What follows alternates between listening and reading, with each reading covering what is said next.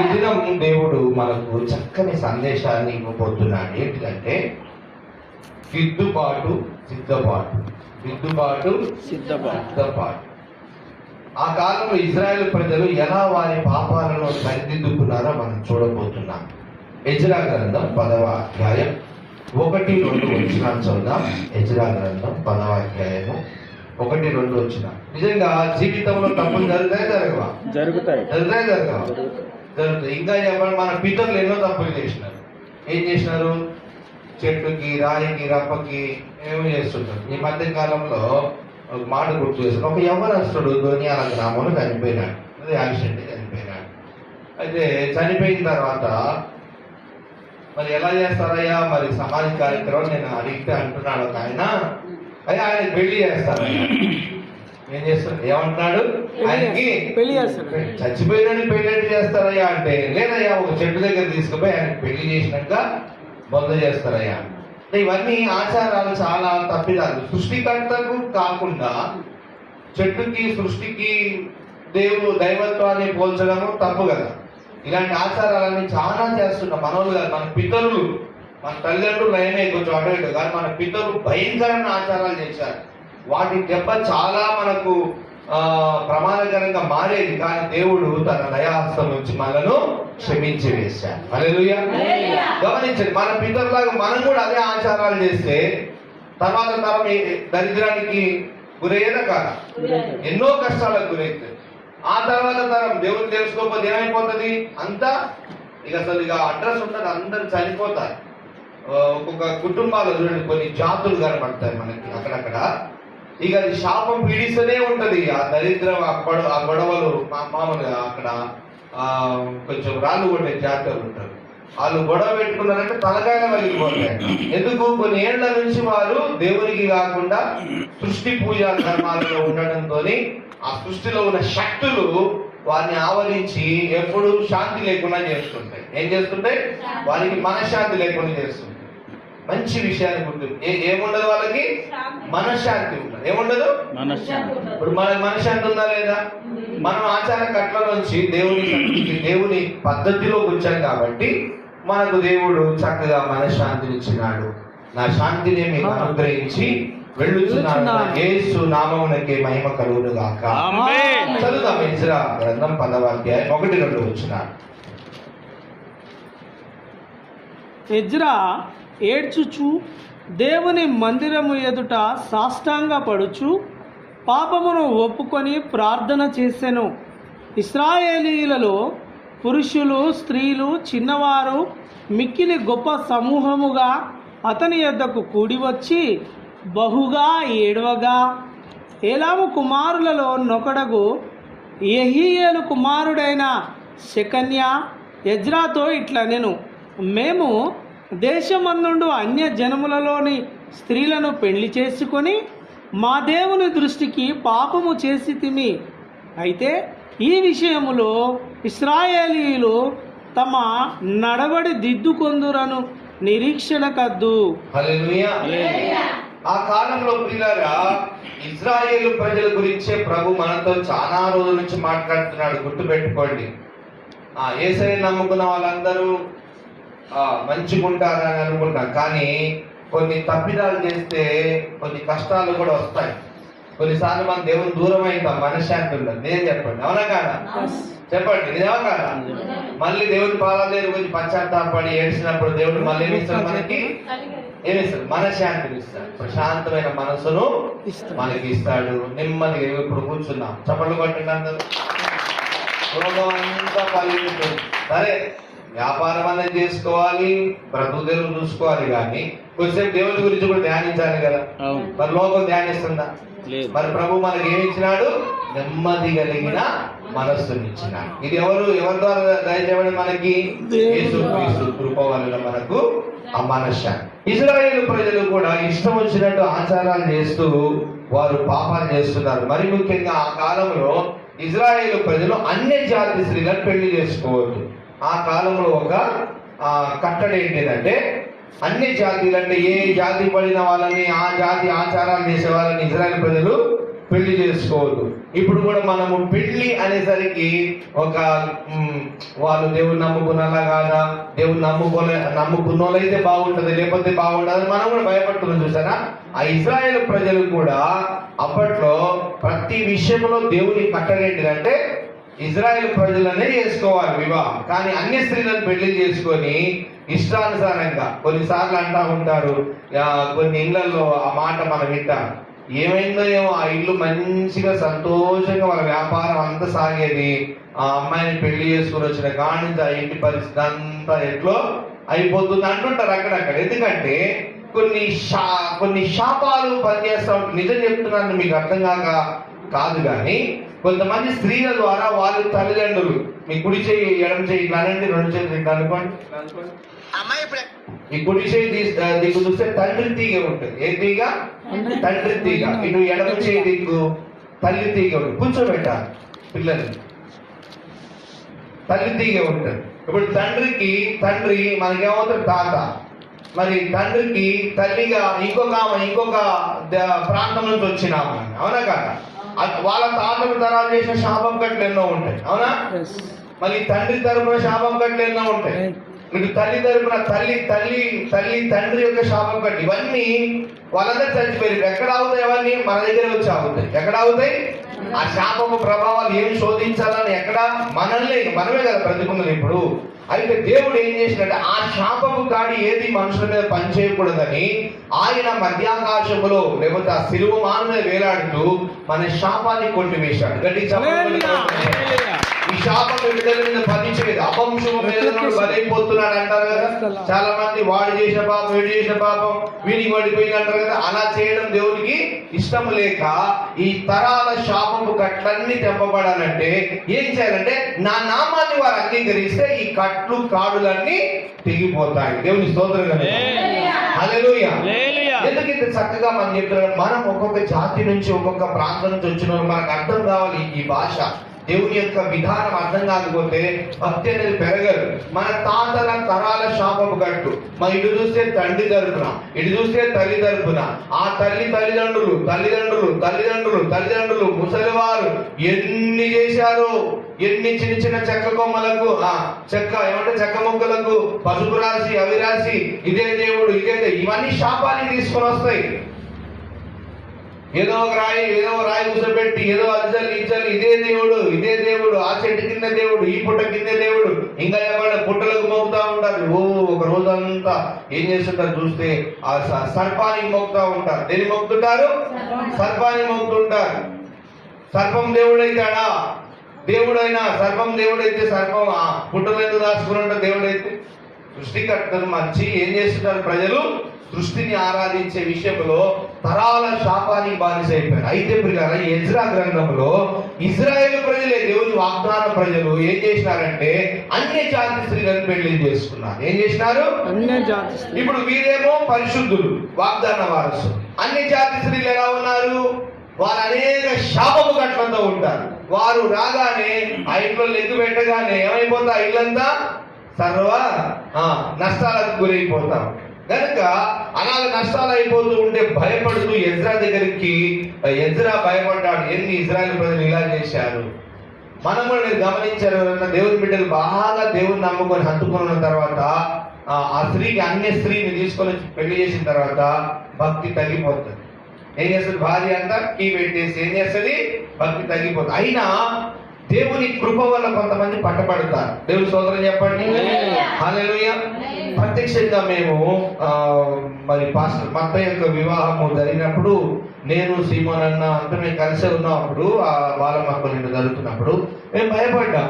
అయ్యో మరి బ్రదర్ చాలా పాపం ఫస్ట్ అయితే ఎక్కువ సీమోన్ అన్న చాలా భయపడ్డాడు.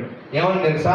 అయ్యో దేవుడు నిజమా, మా అబద్ధం కాదండి, అయ్యో దేవుడు నమ్మని బిడ్డను తీసుకొని ఆచార ప్రకారం వివాహం చేసుకున్నాడు ఈ బ్రదర్, మరి భక్తిలో ఉండడు అని ఫస్ట్ బాధపడ్డ సీమోన్ అన్న. నాకు అంత తెలియదు అప్పుడు.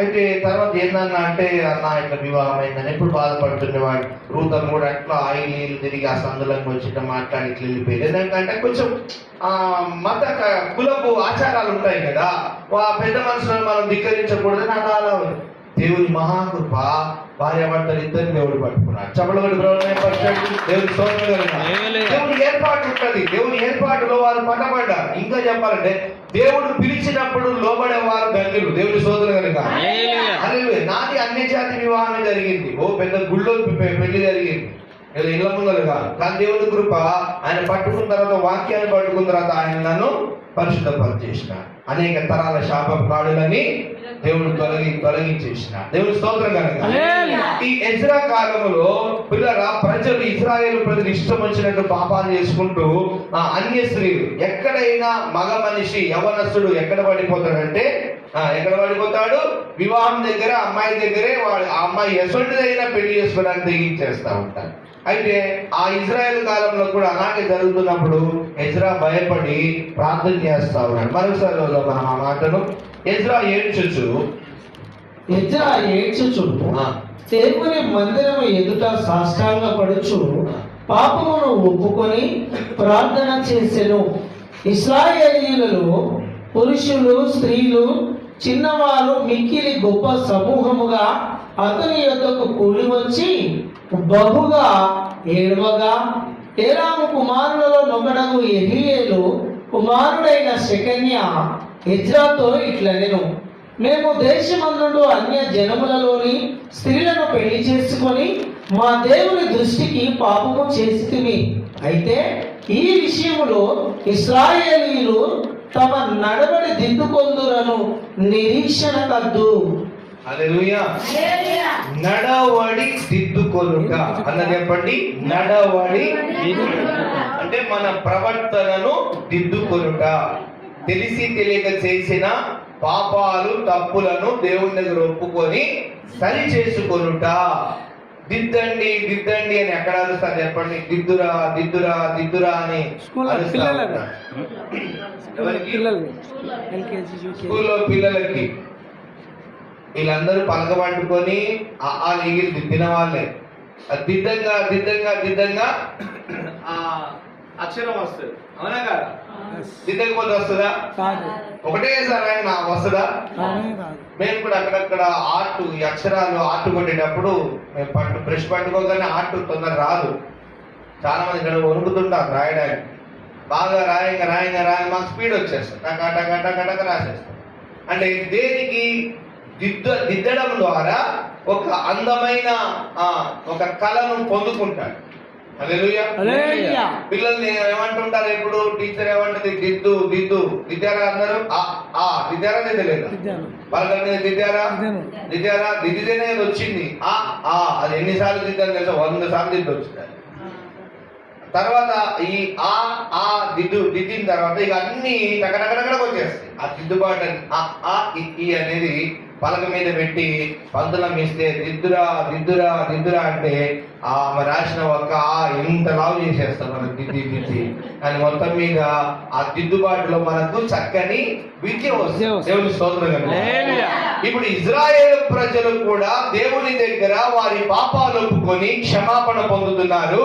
వారికి ఏమొస్తుంది? ఇప్పుడు వారికి దేవుని దగ్గర సిద్ధ మనసు వస్తూ ఉన్నది. దేవుని స్తోత్రం కనుక ఈ దిద్దుబాటు లేకపోతే చాలా కష్టం. కీర్తన గ్రంథం 50వ అధ్యాయం 17వ వచనంలో, కీర్తన గ్రంథం 50వ అధ్యాయం 17వ వచనంలో ఒక మాట చూసుకుందాం. దిద్దుబాటు చాలా మందికి అసహ్యం. ఏదైనా ఒక మాట చెప్తే, ఒకవేళ కోడళ్ళకి అత్తలు చెప్పినా ఏమైనా మాట చెప్పినప్పుడు ఏం చేస్తారు? అసహించుకుంటారు. ఏంది నువ్వు నాకు చెప్పేది అంటుంటారు. అంటారా? అంటారా? వాళ్ళు అనుకుంటారు. ఎందుకు? వాళ్ళు సరిదిద్దుకోవడం వాళ్ళకి తెలియక కాదు, తెలుసు కానీ చెయ్యదు. నువ్వు చెప్తే నేను చేయడం ఏంది అంటుంటారా? అంటారా? కొంతమంది కోడళ్ళు అట్లుంటారు. వాళ్ళు ఏం చేయాలంటే తప్పును దిద్దుకోరు.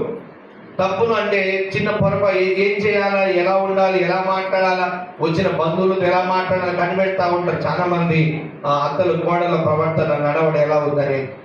చుట్టాలు వచ్చినప్పుడు వాళ్ళ మందలు ఇయ్యదు, నీళ్ళు ఇయ్యదు, బట్టలు దుక్కుడు కూర్చుంటుంది, ఇల్లు ఊడ్చుకుంటూ బయట కూర్చొని మాట్లాడుతున్నప్పుడు అత్త ఏం చేస్తుంది? బాధపడుతుంది. ఏంది ఎన్నిసార్లు చెప్పి నీకు అర్థం కాదా? చుట్టాలు వచ్చినప్పుడు ఏం చేయాలి? నీళ్ళు ఇయ్యాలి కదా. చుట్టాలు వచ్చినప్పుడు ఏం చేయాలి? వాళ్ళకి బాగుందమ్మా కూర్చోండి చెప్పాలి కదా. ఎన్నిసార్లు చెప్పాలి నీకు? జాగ్రత్త అని చెప్పి లగ్గిస్తూ ఉంటారు. అలాగే దేవుడు కూడా ప్రతిసారి ప్రజలను పరీక్షిస్తూ ఉంటాడు. దిద్దుబాటు ఎవరు చేసుకుంటారా అని చూస్తూ ఉంటాడు ఆయన. చూద్దాం కీర్తన 50:17. దిద్దుబాటు నీకు అసహ్యము కదా, నీవు నా మాటలను నీ వెనుకకు త్రోసివేసెదవు.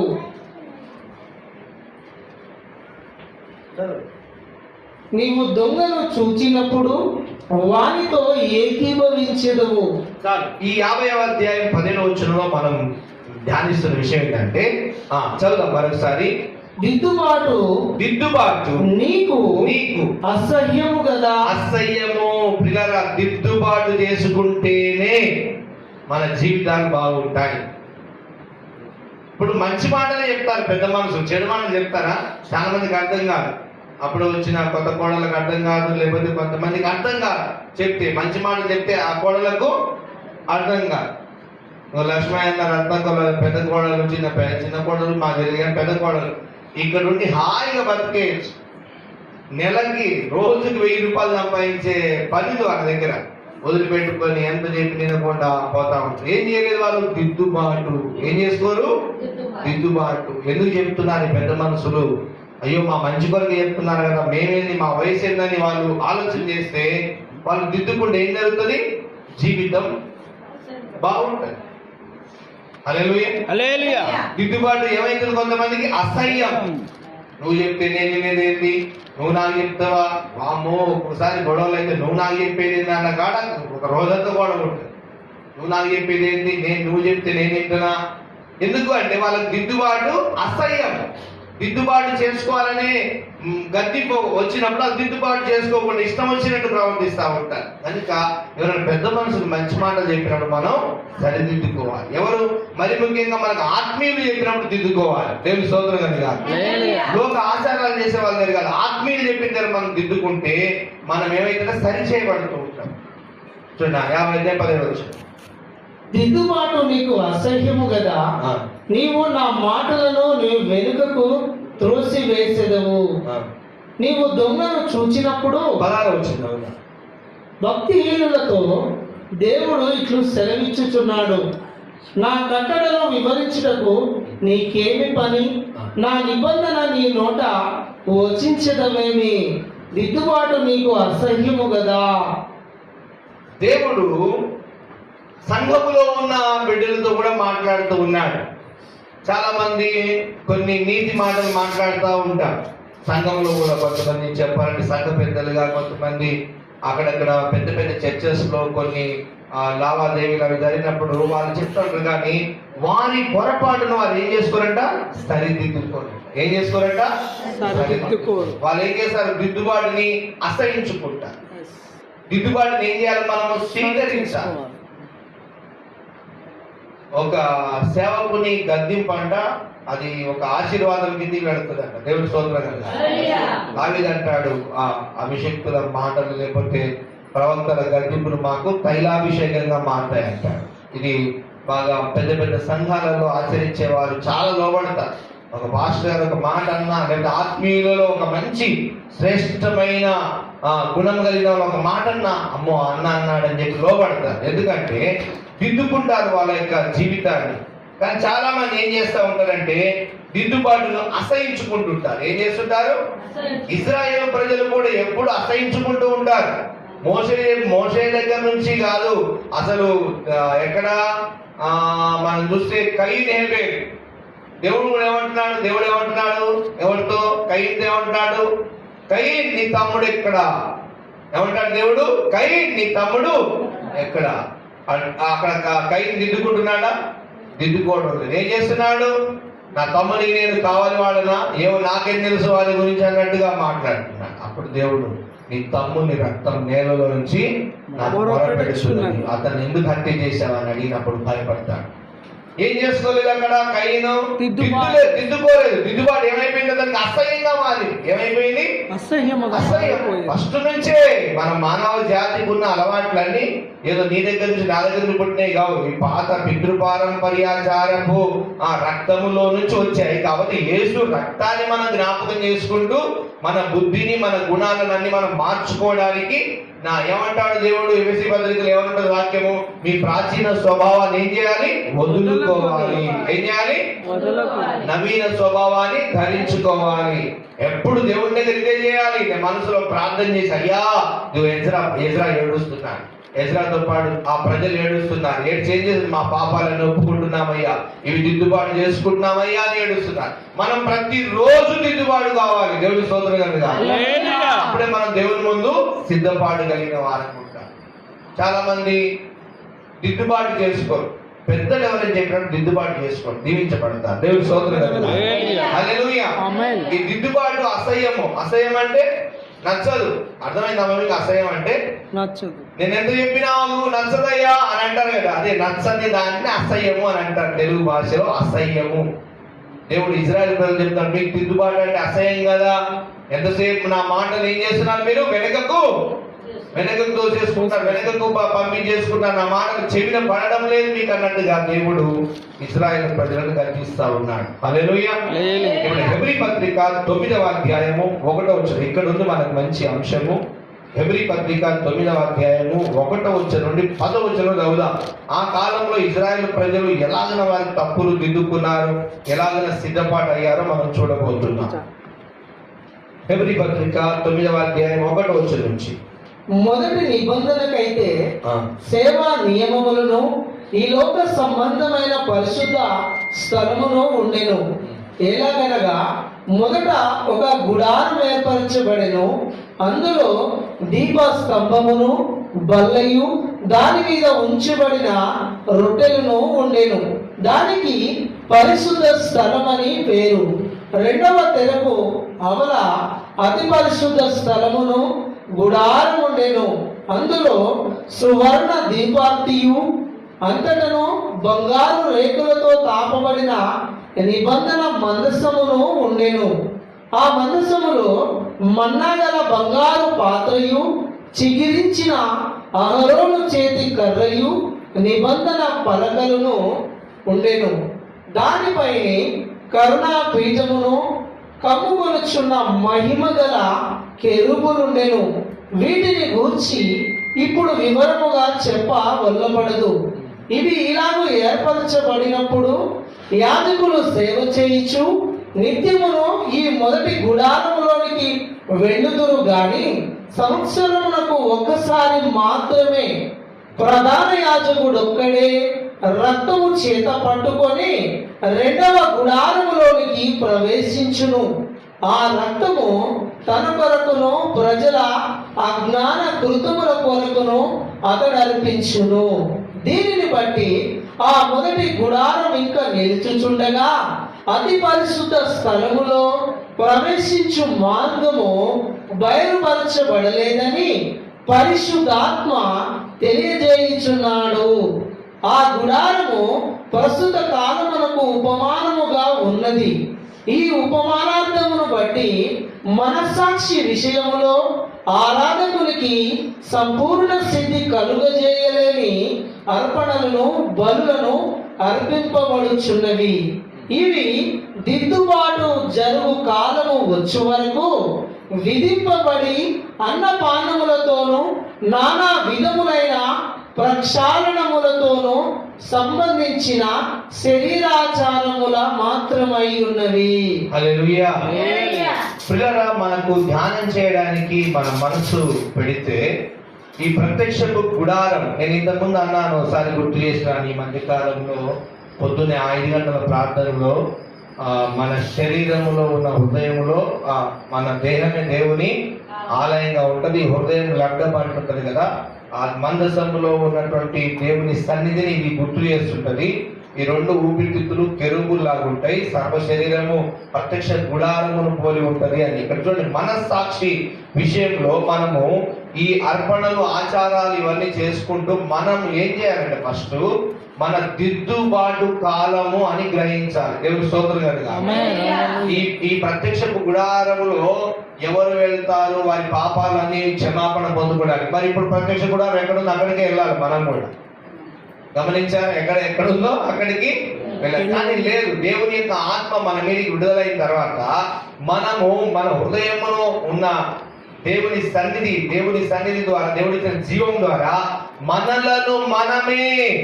మనలను మనమే దేవుని ఎదుట పవిత్రపరుచుకునే విధానం. చెప్పబడి హల్లెలూయా. అంతకుముందు ఒక యాజకుడు కావాలి.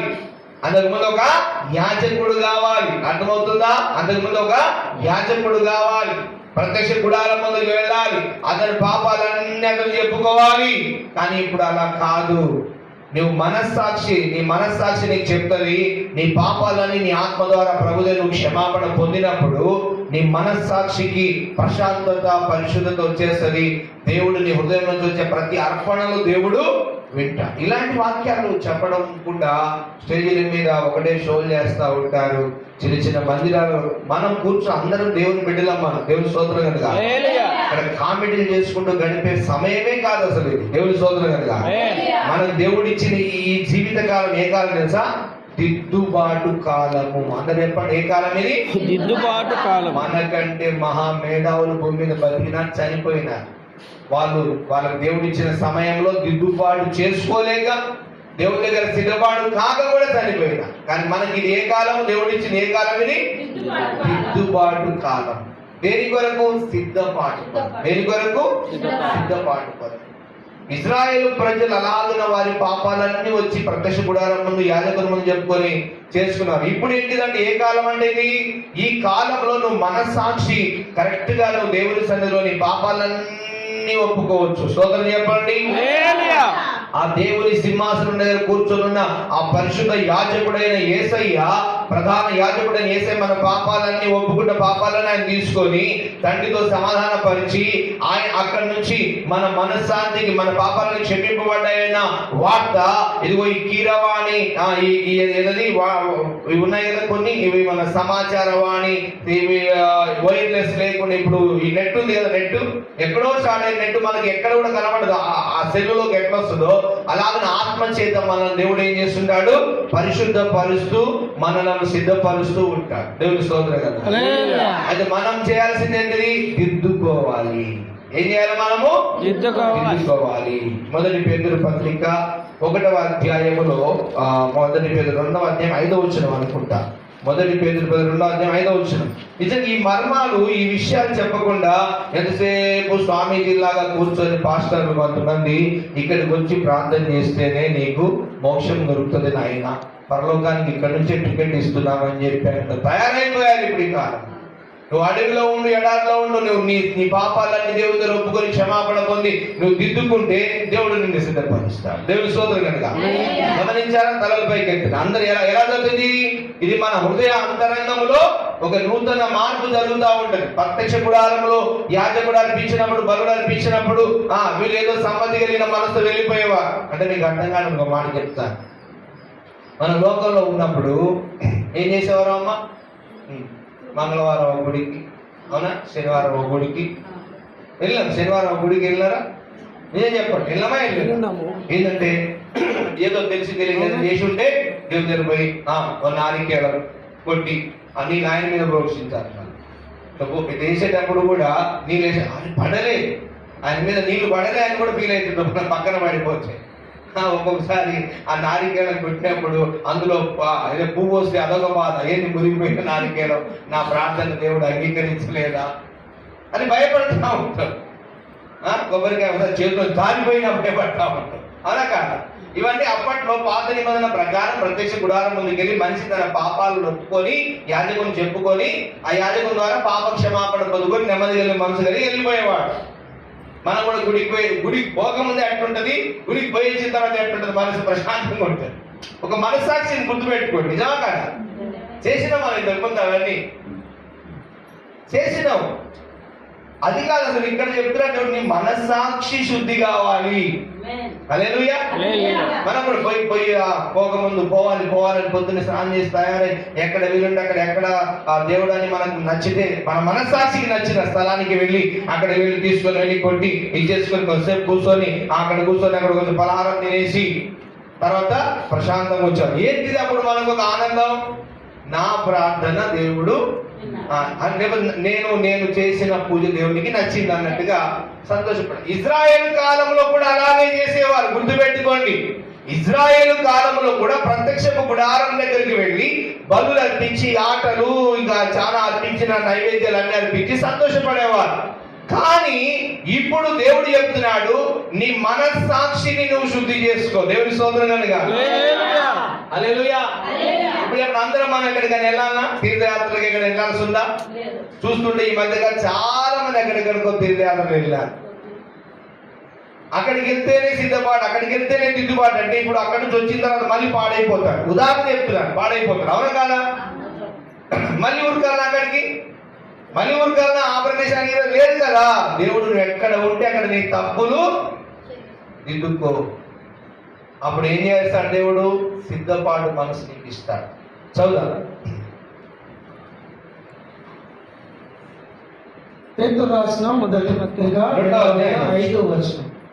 యేసు క్రీస్తు ద్వారా దేవునికి అనుకూలములకు ఆత్మ సంబంధమైన బలులను అర్పించుటకు పరిశుద్ధ యాజకులుగా ఉండునట్లు మీరును సజీవమైన రాళ్ల వల్ల నుండి ఆత్మ సంబంధమైన మందిరముగా కట్టబడుచున్నారు. హల్లెలూయా.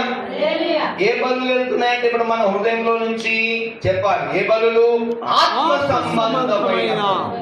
ఇప్పుడు చెప్పండి, బలులు అర్పించే భాగ్యం ఎవరికి ఇచ్చినాడు దేవుడు? క్రైస్తవ బిడ్డలకు ఇచ్చినాడు. ఎవరికి ఇచ్చినాడు? మన చిన్న మందిరమే, చిన్న ఊరే అని దేవుడు ఏంటంటే ఆ ప్రత్యక్షత ఇస్తాను నువ్వు చెప్పాలంటే. దేవుడు స్తోత్రం. ఇక్కడ చెప్పబడిన మాట ఇక్కడెక్కడ ఆగిపోతుంది అనుకోండి, సృష్టి మొత్తం మీద పనిచేస్తుంది. దేవుడు స్తోత్రం. సాతాను వింటుంటది, దేవుడు వింటుంటాడు. ఒక దేవుని సేవకుల నుంచి, ఒక దేవుని ఆత్మీయ బిడ్డ నుంచి వచ్చిన మాటలు దేవుడు అది జరిగేటట్టుగా చేస్తాడు. అది జరగకుండా తిరిగి రాదంట దేవుని దగ్గర. ఈ చెప్పబడిన మాట ఇప్పుడు దేవుడు నాకు ఇచ్చిన స్వరంతో విప్పుతున్న ఈ మాట, ఆ మాట శక్తి పనిచేస్తుంటది ప్రపంచం మొత్తం మీద. ఇక్కడే కాదు, మీరు కూర్చున్న వాళ్ళకి అనుకోకండి మెసేజ్, మీరు అనుకుంటారు. నేను ఓపెన్ చెప్తున్నా, ఒక సేవకు నుంచి ఒక ఓల్డ్ శక్తి కలిగిన మాట వివరింపజేశాడంటే దేవుడు ఆ మాటను విప్పి అక్కడ కార్యం చేసుకుంటాడు. సాతాను చెప్తాడు, ఏ సాతానా, వారు అర్పిస్తున్న బలులు ఆత్మ సంబంధ బలులు నా సేవకుడు చెప్తున్నాడు. చపలు కొట్టి, ఏ సాతానా, నా బిడ్డలు రక్తంలో కడగబడ్డ వారి శాపం గట్టను విరిపోయినదిగో నా సేవకుడు వాక్యం చెప్తున్నాడు. సవాలు ఉంటది. దేవుడు స్తోత్రం కాక. యోబు గురించి కూడా దేవుడు ఏమంటాడు? యోబు సంగతిని వెరుగుదువా అంటాడా? అబ్రాహాముతో కూడా మాట్లాడా? సాతానుకి యోబు గురించి సాక్ష్యం ఇచ్చాడా? దేవుడు నీ నోట్లో తెచ్చమ్మా, నువ్వు కూడా ఏదైనా గట్టి మాట నా దేవుడు ఉన్నాడు అన్నావు. ఎమ్మడే సాతానుకి దేవుడు అంటాడు, ఏ నా బిడ్డ చూడు ఏమంటున్నాడు, నేను ఉన్నానని గుర్తు చేసి, నా నామం నా శక్తి ఉందని అది ఆ నోట్లో వచ్చింది చూడు అని అంటుంటాడు. ఇదేంటంటే దేవుడు ఉన్నాడన్న ఉనికి మన ద్వారా దేవుడు సాతానుకు చూపించుకుంటూ ఉంటాడు. చెప్పడం హల్లెలూయా. హల్లెలూయా. మనం మాట్లాడకుండా, మనం మౌనంగా ఉండి గంభీరమైన స్వరాలు ఎత్తకుండా ఉంటే దేవుడికి మహిమ వస్తుంది. కొన్ని ఆరాధనలు ఉంటాయి. కొంతమంది మీరు చూసేట్టు లేదు, కొన్ని ఒక మతం ఉంటుంది, నోటికి ఇంత ప్లాస్టర్ లాంటిది ఒక కాటన్ క్లాత్ పెట్టుకొని ఉంటారు. ఇట్లా పెట్టుకుంటే మన మాస్క్ ఇట్లా పెట్టుకున్నట్టు నోటికి పెట్టుకుంటారు. ఏంటి ఈ జాతి ఏంటిది ఇలా ఆచారం అంటే నేను అడిగినప్పుడు అన్నారు వాళ్ళు చెడు ఏమీ మాట్లాడారు, అసలు వాళ్ళ నోట్లోంచి ఏ మాట కూడా చెడు మాట, వ్యర్థమైన మాట రాకుండా వాళ్ళకి రావడం వాళ్ళ మత సిద్ధాంతం. అని నువ్వు గంభీరంగా దేవుని ఆరాధిస్తేనే కదా నీ వ్యక్తపరిచే దేవుణ్ణి. మౌనవ్రతాలు దేవుని దగ్గర తీసుకెళ్తాయా? అందుకే ఆ మధ్య మౌనవ్రతాలు అంటుంటారు. మౌనవ్రతం దేవుణ్ణి, మన దేవుడు ఎలా చేయాలి? మనం కీర్తించాలి, స్తుతించాలి, కొనియాడాలి, ఘనపరచాలి. హల్లెలూయా.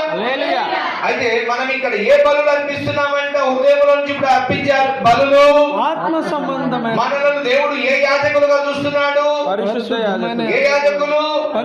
నువ్వు చేసే ప్రార్థన పరిశుద్ధమైనది. ఎందుకంటే నువ్వు యేసే ఉన్నాడు, ఆయన నా కొరకు వచ్చాడు, నా పాపానంత శిక్ష ఆయన తన మీద వేసుకున్నాడు, నన్ను క్షమించాడు, మన్నించాడు, ఆయన నా రక్షకుడు అనుకో నువ్వు మందిరంలో కూర్చున్నావు. ఇప్పుడు నువ్వు అర్పించే ప్రతి అర్పణ పరిశుద్ధ బలి. దేవుని స్తోత్రం కనుక. హల్లెలూయా. అంటే చక్కగా వివరిస్తారేమో. నేను చాలా సార్లు నేను డ్రాప్ అవుతాను, నా వల్ల కాదు, నేను సేవ చేయలేను ప్రభువా, ఏంది ఇంతమంది ఉన్నారు కానీ నాకెందుకు ప్రభువా అని అనుకుంటే, లేదు, ఈ వివరించే పద్ధతి చాలా మంది వివరించలేకపోతున్నారు. ఇప్పుడు మన దేవుడు ఏమంటున్నాడు, మన హృదయంలో చేసే ప్రార్థన ఏ బలి? ఆత్మ సంబంధమైన బలి. అప్పట్లో ఎవరు వాళ్ళు? యాజకులు. కేవలం వాళ్ళు ఎవరు? యాజకులు. యేసు ప్రభు ఎవరు? ప్రధాన యాజకుడు. ఆయన తర్వాత మనం ఏం చేసినాడు? పరిశుద్ధ యాజకుడు. పెద్ద పెద్ద మీటింగ్లలో టైం పాస్ చేసేసి తర్వాత మీటింగ్ ఇంత ఖర్చు అయిన ఒకరి గల్లో ఒకటి పట్టుకుంటాం, డబ్బులు ఖర్చు ఎందుకు ఇవన్నీ చేయాల్సిన అవసరం? కూర్చున్నప్పుడు వివరంగా దేవుని వాక్యం చెప్పాలి కదా. దేవుని స్తోత్రం కలుగాక. అదే ఎజ్రా గ్రంథం 10వ అధ్యాయం 11వ వచనం చూద్దాం. ప్రియులారా, ఎజ్రా గ్రంథంలో ఒక మాట మనం చూడలేదు. 10వ అధ్యాయం 11వ వచనం. దిద్దుబాటు కాలం. అందరూ అనండి, ఏ కాలం ఇది? దిద్దుబాటు కాలం. మన పాపాలన్నీ దేవుని దగ్గర ఒప్పుకోవాలని. ఏమని ఇబ్బందా? నువ్వు మనసులో ప్రార్థన చేసుకుంటూ దేవుని దగ్గర ఒప్పుకుంటే ఏమని ఇబ్బందా? ఇబ్బందా? తెలిసి తెలియదు జరిగిన పాపాలు క్షమించు ప్రభువా, నన్ను మన్నించయ్యా అని నువ్వేం చేసుకుంటున్నావు? నీ పాపాలను దేవుని దగ్గర ఒప్పుకొని నువ్వు దిద్దుబాటు చేసుకుంటున్నావు. అప్పుడు దేవుడు నీకు మంచి మనసునిచ్చి ఏం చేస్తాడు? దేవుడి రాజ్యానికి సిద్ధపాటు చేస్తాడు. నా 10వ అధ్యాయం 11వ వచనం.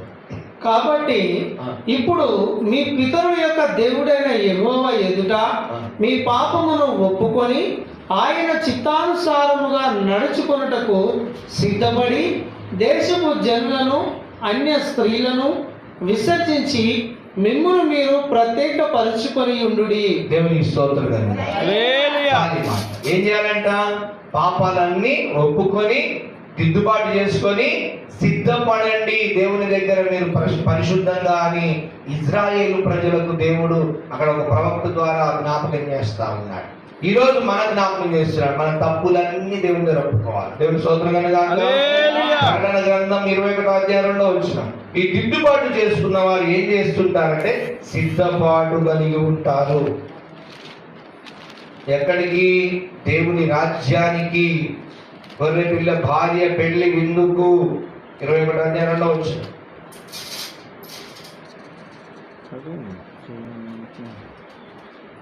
నేను నూతనమైన యెరూషలేము అను ఆ పరిశుద్ధ పట్టణము తన భర్త కొరకు అలంకరింపబడిన పెళ్లి కుమార్తె వలె సిద్ధపడి పరలోకమందున దేవుని యొద్ద నుండి దిగి వచ్చుట చూచి తిని. ప్రియులారా, ఈ పెళ్లి కుమార్తె సంఘములో మనము సిద్ధపడే భాగ్యాన్ని దేవుడు ఇస్తున్నాడు. దేవుడి స్తోత్రం కలుగును. హల్లెలూయా. అయితే ఇవన్నీ మన వల్ల అవుతుందా అని మనం అనుకుంటాం. చివరి మాట నేను చెప్పి ముగిస్తున్నాను. దేవుడు తన కొరకు మనలను ముందుగా ఏర్పరచుకున్నాడంట. ఆ మాటను బాగా గుర్తుపెట్టుకోవాలి. హల్లెలూయా. దేవుడే ఏర్పరచుకున్నప్పుడు నీవు దిద్దుబాటు చేసుకుంటే ఎక్కడికి వెళ్ళిపోతావు? సిద్ధపాటుకి వెళ్ళిపోతావు. ఎఫెసీ పత్రిక 2వ అధ్యాయం 10వ వచనం. ఈ సంఘ సిద్ధపాటు ఎప్పుడైతుందంటే నీవు కంప్లీట్ గా నీ తప్పులను దిద్దుబాటు చేసుకున్నప్పుడు. హల్లెలూయా. ఎఫెసీ 2వ అధ్యాయం 10వ వచనం. మరియు వాటి యందు మనము నడుచుకొనవలెనని దేవుడు ముందుగా సిద్ధపరిచిన సత్క్రియలు చేయుటకై మనము క్రీస్తు యేసునందు సృష్టింపబడిన వారమై ఆయన చేసిన పని అయి ఉన్నాము. అసలు మనం సృష్టింపబడిందే దేవుని పని కొరకంట. చప్పలగొట్టి గమనిస్తారు. ఎన్నో తరాలు మన ముందు పోయినా పోలేదా? కానీ ఏ తరంలో ప్రజలు మన తాతో ముత్తాతో యేసయ్య నమ్ముకొని ఉంటే మనం కూడా నమ్ముకొని ఉండే. మీరు అనుకుంటారు కానీ నిజంగా మా వాళ్ళందరూ నమ్ముకుంటే బాగుండేదని మనం అనుకుంటాం. కానీ ఇంతకుముందు నమ్ముకున్న వాళ్ళ కొడుకులను చూస్తే, వాళ్ళ కుమారులను కూతుర్లను చూస్తే ఇప్పుడు నామకార్థంగా తయారైపోయారు వాళ్ళు. అంటే తాత దేవుని నమ్ముకొని ఉంటాడు, తండ్రి దేవుని నమ్ముకొని చిన్నగా బాగుపడతాడు, కొడుకులంతా రౌడీలు అయిపోతారు. ఎందుకంటే దేవుడు తెలియదు వాళ్ళకి. సేమ్ ఏలి కుమారులా తయారైపోతారు. అయ్యారు, చాలా మంది ఉన్నారు కూడా అలా. ప్రత్యేకంగా దేవుడు మనలను పట్టుకున్నాడంట. దేవుని స్తోత్రం కలుగాక. ఎంత ధన్యత! దేవుని స్తోత్రం చెప్పండి. మనలను అసలు దేనికి? ఒకసారి మళ్ళీ చదవండి ఆ మాట. యేసు క్రీస్తు ఆయన కొరకు సృష్టించుకున్నాడంట. అసలు చప్పలు కొట్టి ప్రభుత్వం అయిపోయింది. చదువు. మరియు వాటి యందు మనము నడుచుకొనవలెనని దేవుడు ముందుగా సిద్ధపరిచిన క్రియలు చేయుటకై మనము క్రీస్తు యేసునందు సృష్టింపబడిన వారమై. ఎవరి కొరకు సృష్టింపబడ్డామంట? మనము ఏదో మన తాతకు ముత్తాతకు పేరు తెచ్చి పెట్టాలని కాదంట. దేవునికి మహిమకరంగా బ్రతికే భాగ్యం కొరకు దేవుడు మనలను సృష్టించుకున్నాడంట. హల్లెలూయా. అవును, ఇప్పుడు యేసు ప్రభు మరియ గర్భం ద్వారా లోకానికి వచ్చినాడు. ఓకేనా? సరే, ఈయనంటే దేవుని కుమారుడు కాబట్టి ఆయన ఎలాగైనా చేయగలడని అనుకోవచ్చు. ఇప్పుడు మోషే ఇజ్రాయేలు ప్రజలను రక్షించడానికి ఒక తల్లి గర్భం ద్వారా వచ్చాడు. అవునా? ఇప్పుడు మోషే కంటే ముందున్న తరాలన్నిటిలో దేవుడు ఎవరి ద్వారా కార్యం చేయడానికి ఇష్టపడ్డాడు? మోషే ద్వారా కార్యం చేయడానికి ఇష్టపడ్డాడు. ఇప్పుడు ఈ అంత్య దినాల్లో దేవుని పని చేయడానికి ఈ సిద్ధపాటు కాలంలో నేను ఎందుకు ఏర్పాటు చేసుకున్నానంటే నీ ద్వారా దేవునికి మహిమ రావాలని ఆయన ఏర్పాటు చేసుకున్నాడు. ఎంతమంది దిద్దుబాటు చేసుకుంటా? దేవుడే సృష్టించాడు మన ఆయన పని కొరకు. నిజంగా చెప్తున్నాను నేను ఈరోజు ఇన్ని సంవత్సరాల తర్వాత ఈ మాట గట్టిగా, దేవుడు మనలను ఏర్పాటు చేసుకుంటేనే ఇంత మాత్రం ఉండగలుగుతాం. కానీ అది సిద్ధపాటు. ఇప్పుడు ఒక్కొక్కరికి ఒక్కొక్క సమయంలో అర్థమైంది. అందరికి ఒక సమయంలో దేవుని మాటలు అర్థం కావు. ఇంట్లో 5 పిల్లలు ఉంటారు. పెద్దోడికి అర్థమైంది, చిన్నోడికి అర్థమవుతుందా? ఎందుకు? వాడు 3 ఏళ్ళు చిన్నోడు, వాడు మెదడు పెరగలే, లేకపోతే జ్ఞానం